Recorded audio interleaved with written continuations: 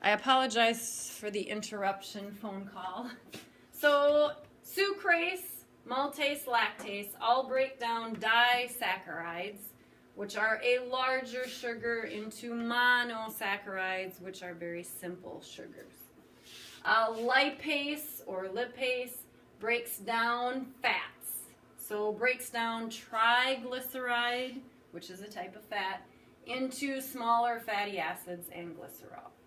And then this enterokinase is an enzyme that does the opposite. It's going to activate trypsin from trypsinogen. So all of those would be enzymes found in your small intestine. Here is a table that puts it all together. That would make a good review or something to look at before the next test.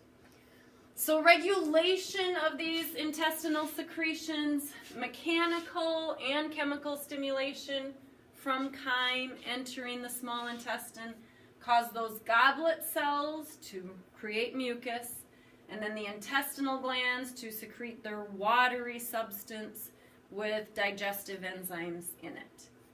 Distension or stretching of the intestinal wall stimulates parasympathetic reflexes that also stimulate secretions from the small intestines.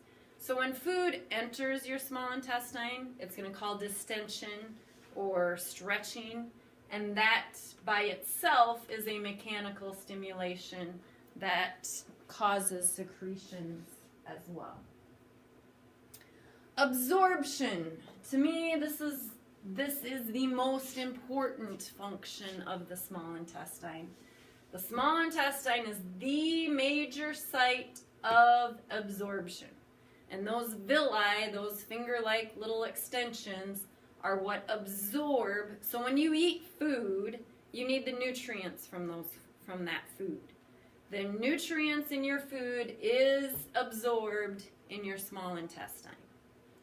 Monosaccharides, simple sugars, are absorbed by the villi. Active transport, facilitated diffusion. Amino acids, same thing. They're large enough that they're not going to simply diffuse, like oxygen or something like that.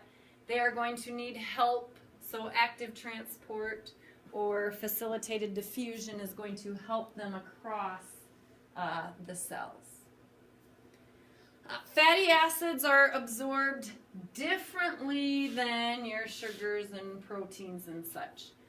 Fatty acids will simply dissolve directly into the cell membranes of those villi, and then the endoplasmic reticulum of the cells reconstruct those lipids. They collect in clusters, so basically they're kind of getting larger in this point. They're encased or covered with chylomicrons, and a chylomicron is going to be carried away, and then eventually they're going to end up in the bloodstream as well.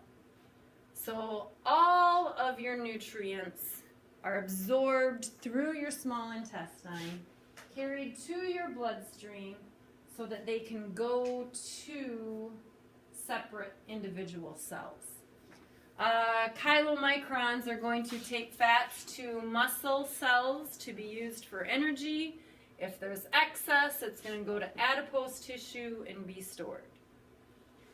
Okay, this section, when it comes to cholesterol, you've all heard of cholesterol, and you know, my father-in-law has high cholesterol, or oh, I have very good cholesterol. This is very important for that. So VLDL molecules are produced by the liver. They carry triglycerides that can be made from, if I eat too much carbs, they become fat. Adipose cells, lipase, basically all of those. They're going to unload these triglycerides, leaving LDLs of mostly cholesterol. So these VLDL molecules are important for taking triglycerides and kind of breaking them down, leaving LDLs, low density lipoprotein. This is your good cholesterol.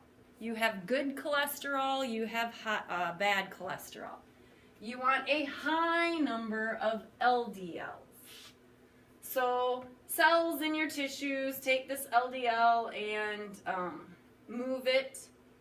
HDL, high density lipoproteins, remove cholesterol and return it to the liver and secrete cholesterol, produce cholesterol by making bile salts. So there are HDLs and LDLs. Diagram here, this one's not very important, I'll skip that one. Intestinal villi also absorb some water by osmosis, and they absorb some electrolytes by active transport. Anything that has active transport, an electrolyte is going to be something that's a little bit bigger, so it needs help getting across the membrane. And there's another table, and I believe we are about to the end. Small intestine carries on segmentation, which is that muscular movement, and peristalsis both. Movements in the small intestine are slow. They take 3 to 10 hours to travel from the top of your small intestine to the bottom of your small intestine. So food stays in your small intestine for a long period of time. Ileocecal sphincter is at the junction of the small and large, so this separates your small intestine from your large intestine. It usually remains closed unless there's a gastroileal reflex. Typically after a meal is when that's going to open and allow things to go through. And then a strong peristaltic wave is going to move that material through. If you have too strong of peristalsis, it can cause diarrhea.